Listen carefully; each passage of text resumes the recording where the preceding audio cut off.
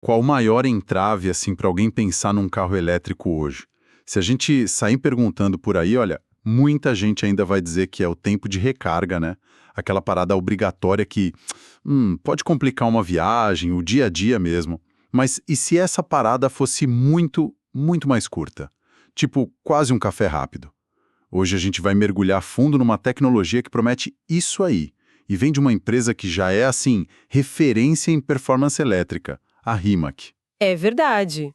A Rimac, bom, ela construiu uma fama com aqueles hipercarros elétricos que, nossa, forçaram todos os limites. E esse anúncio recente deles lá no IAA Mobility 2025 em Munique, olha, tem um potencial real de dar uma sacudida no mercado de elétricos. Talvez até mais do que os próprios carros super exclusivos deles fizeram, sabe? E é um esforço em conjunto, importante dizer isso, uma colaboração com a Prolodium, que é especialista em bateria de estado sólido, e também o Mitsubishi Chemical Group. Nossa missão aqui hoje é desvendar essa inovação, entender não só os números, que são impressionantes, mas o que eles querem dizer na prática, né? E qual o impacto real que a gente pode esperar. O número que está na boca de todo mundo, 6,5 minutos, para ir de 10% a 80% de carga. Ok, vamos abrir isso aí. Com certeza. Esse número, por si só, já é, assim, uma declaração e tanto.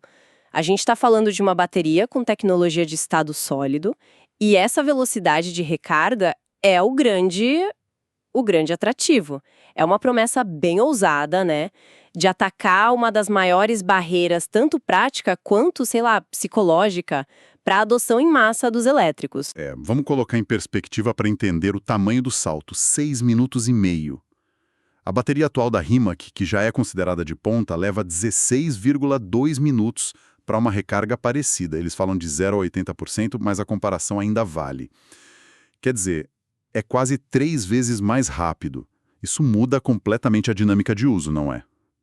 Especialmente em viagem. Exato. E o que torna isso ainda mais notável é que essa velocidade toda não veio sacrificando a capacidade de guardar energia. O protótipo dessa bateria nova de estado sólido mantém robusto 100 kWh. Para ter uma ideia, é a mesma capacidade da versão Evo, que é a atualização da bateria convencional deles, que também anunciaram. Ou seja, não diminuíram o alcance para ganhar velocidade na recarga, não teve essa troca. Aqui é onde a coisa fica realmente interessante, porque não é só a velocidade. Os ganhos vão além, né? A densidade energética, por exemplo, deu um salto bem considerável. Na bateria convencional atualizada, a Evo, eles chegaram em 213 watt-hora por quilo. Na nova de estado sólido, pulou para 260 watt-hora por quilo. Para quem não vive com esses números todos os dias, watt-hora por quilo é tipo medir quanta energia para rodar você consegue colocar em cada quilo de bateria. Quanto maior o número, mais leve a bateria pode ser, para dar mesma autonomia ou mais autonomia com o mesmo peso, né? Exatamente. E essa densidade maior, ela se reflete direto no peso total do pacote. A bateria Evo, a convencional, pesa 470 quilos. A nova, de estado sólido, com os mesmos 100 kWh, pesa 384 quilos. São 86 quilos a menos. Pode não parecer muito num carro de 2 toneladas, mas olha, em engenharia automotiva, ainda mais de alta performance, cada quilo faz diferença. É quase como tirar um passageiro do carro, para sempre. Isso melhora a aceleração, frenagem, como o carro faz curva e, claro, a eficiência geral. E não parou por aí. A densidade volumétrica também melhorou. Foi de 313 kWh na Evo para 350 kWh na de estado sólido. Isso significa que eles conseguem colocar mais energia em menos espaço físico. Pensa nas possibilidades. Carro com o mesmo alcance, mas com mais espaço dentro, ou porta-malas maior, ou então carros menores, mais ágeis, mas mantendo uma autonomia excelente. Abre um monte de opções para os designers, para os engenheiros. O que é fascinante aqui é justamente essa sinergia dos avanços. Não é só um número isolado que melhorou. É a combinação, recarga super rápida, mais energia por quilo, mais energia por litro. Isso permite, sabe, repensar a arquitetura do veículo elétrico. Mas, além desses números de performance, a tecnologia de estado sólido em si traz uma vantagem fundamental, talvez a mais importante para a percepção do público: a segurança. Segurança. Como assim? Como exatamente a bateria de estado sólido é mais segura? A chave está no eletrólito. Nas baterias de íon lítio que a gente usa hoje, na maioria dos elétricos, dos eletrônicos, o eletrólito é um líquido ou gel, e geralmente inflamável. É ele que deixa os íons passarem de um lado para o outro, sabe? Do anodo para o catodo. Nas baterias de estado sólido, como o nome já diz, esse eletrólito líquido é trocado por um material sólido e não inflamável. Isso elimina o risco de vazar e reduz, assim, drasticamente a chance de superaquecimento descontrolado, aquele thermal runaway, sabe? Que pode levar a incêndios. É um passo enorme para a tranquilidade de quem usa. Entendi. Tirar o líquido inflamável faz toda a diferença mesmo. E teve outra coisa que me chamou muito a atenção no que eles divulgaram. O desempenho em temperatura muito baixa. Isso sempre foi um ponto meio chato para os elétricos, né? Sem dúvida. É um calcanhar de Aquiles conhecido das baterias de um lítio convencionais. No frio muito intenso, a química dentro da bateria fica mais lenta. Aí reduz a potência disponível, reduz a autonomia. A RIMA que afirma que essa bateria nova de estado sólido consegue manter 95% do rendimento mesmo a menos 20 graus Celsius.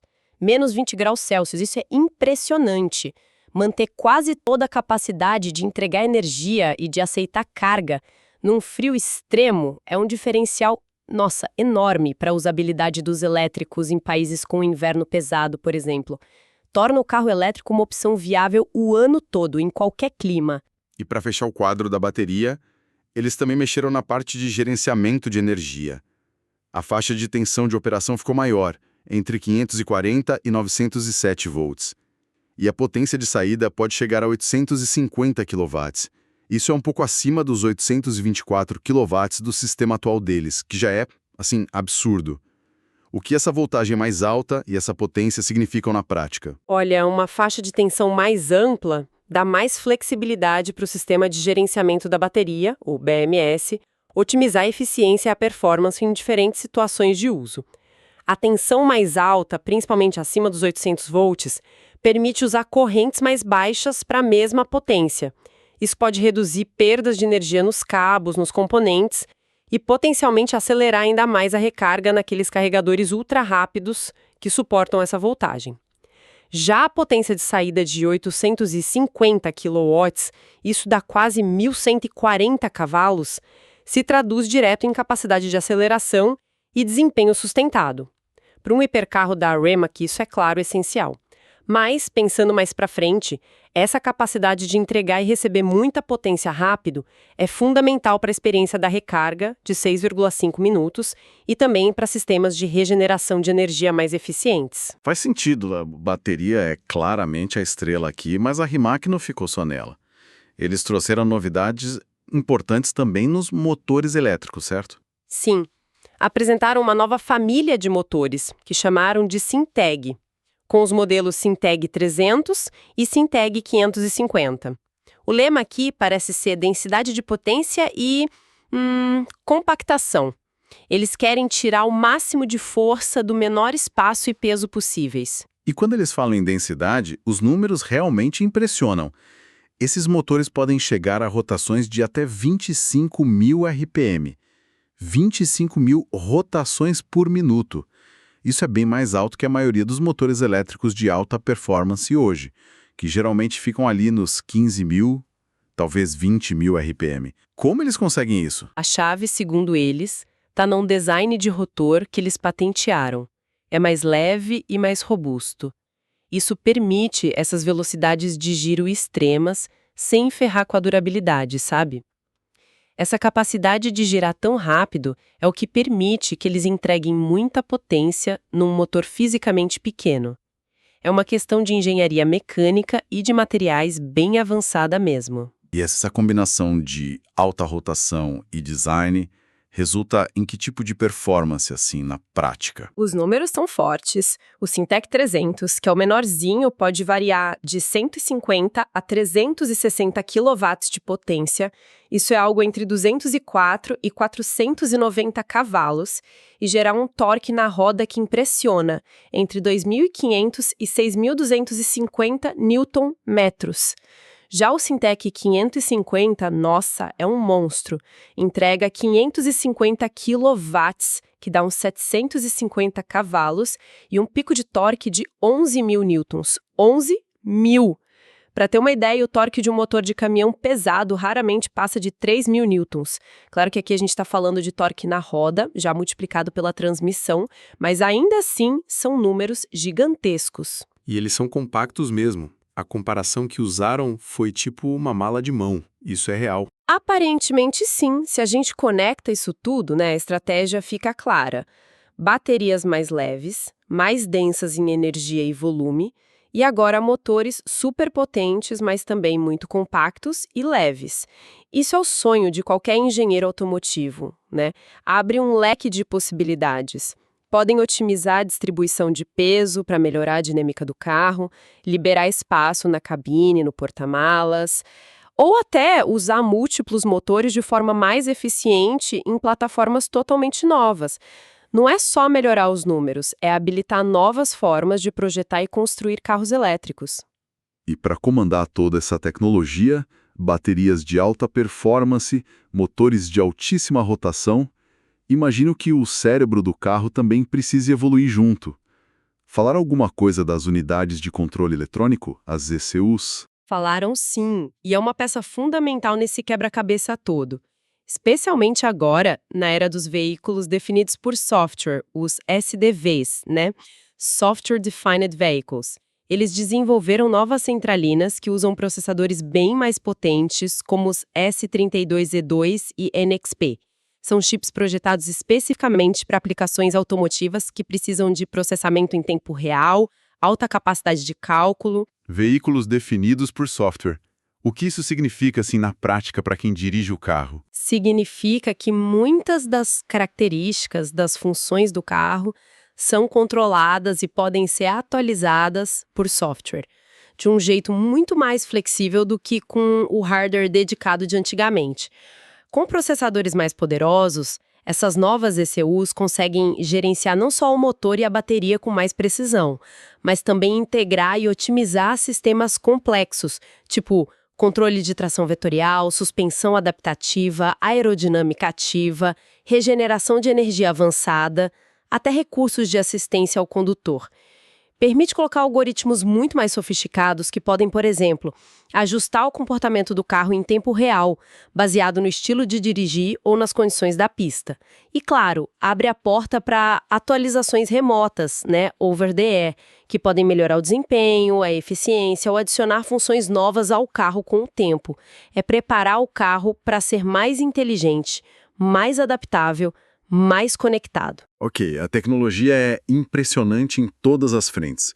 Bateria, motor, controle, mas assim, quão realista é ver isso chegando no mercado?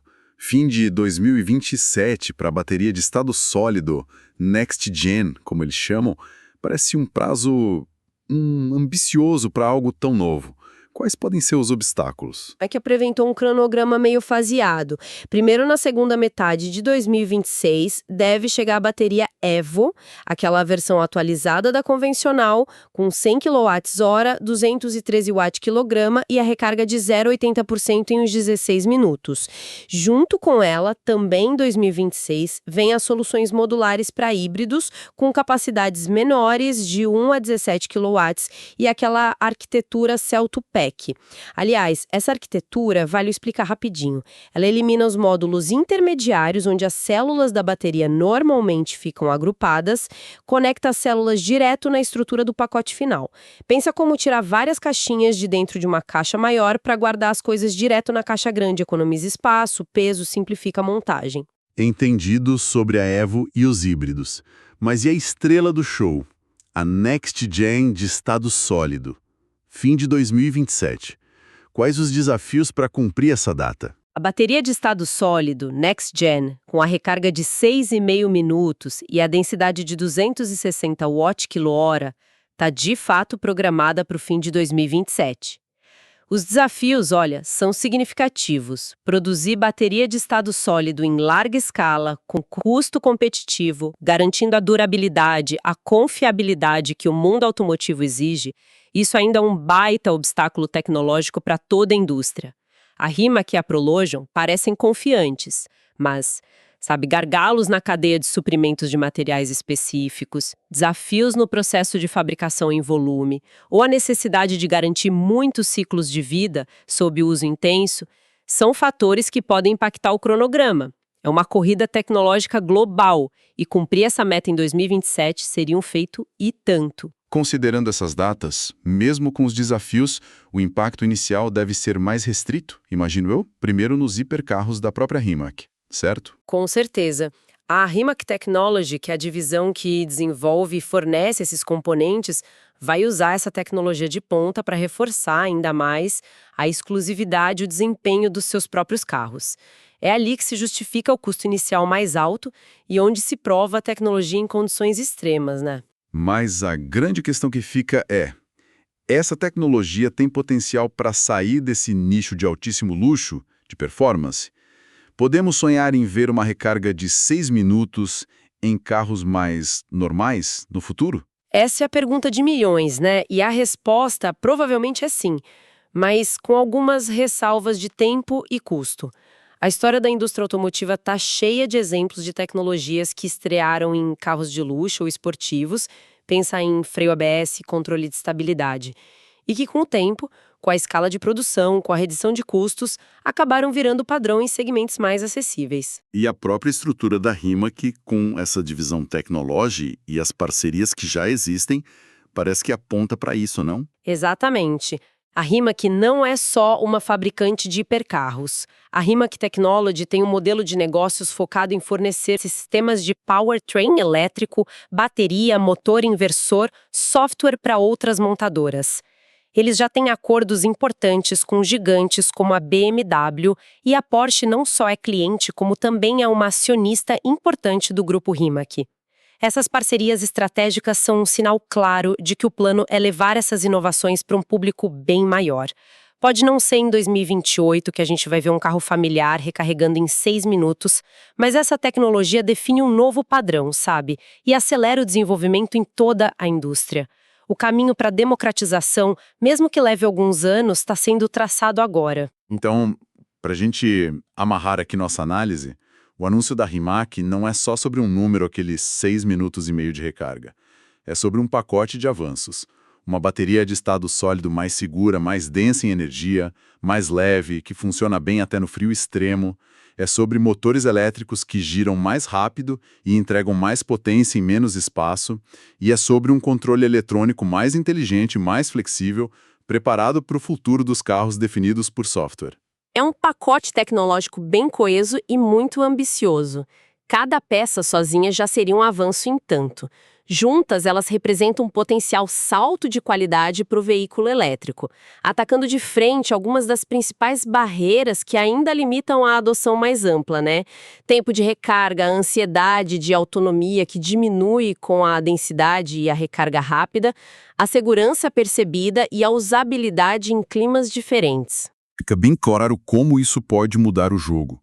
A conveniência de encher o tanque em poucos minutos é algo que o motor a combustão ainda tem como vantagem clara. Reduzir essa diferença de forma tão drástica... E isso nos leva a uma reflexão final, quase uma provocação para quem está ouvindo a gente. Vamos pensar um pouco além dos números. Se a experiência de recarregar um carro elétrico ficar tão rápida ou quase tão rápida quanto abastecer um carro a gasolina, será que se elimina de vez a tal ansiedade de autonomia? Mais do que isso, essa conveniência, somada ao silêncio, à aceleração instantânea, ao menor custo por quilômetro rodado do elétrico, poderia tornar a experiência de reabastecer não só comparável, mas talvez percebida como superior à de parar num posto de combustível tradicional? como isso mudaria fundamentalmente nossa relação com os carros, o planejamento de viagens, a própria infraestrutura urbana e de estradas. A tecnologia da Rimac, mesmo começando nos supercarros, planta essa semente, uma semente de uma transformação bem mais profunda na mobilidade.